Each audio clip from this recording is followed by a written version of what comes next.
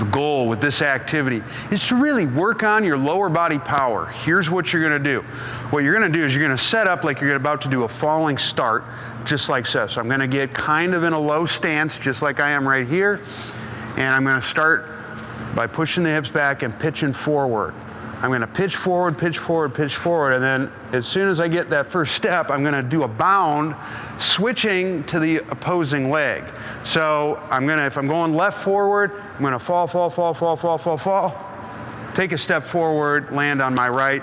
When I do the landing, I wanna make sure it's a whole foot contact, slight knee bend, and I wanna keep the knee centered as best I can.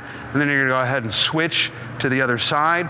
I'll give you a side view of this one first, but it's gonna look like this. So I'm here, I'm gonna get my sprinter stance, lean, lean, lean, lean, lean, step. Back down, lean, lean, lean, lean, lean, step. Just like that. From the front view, it's gonna look like so. So I'm here, get on that lean movement, step. Step. And that's how it's done. Give it a shot.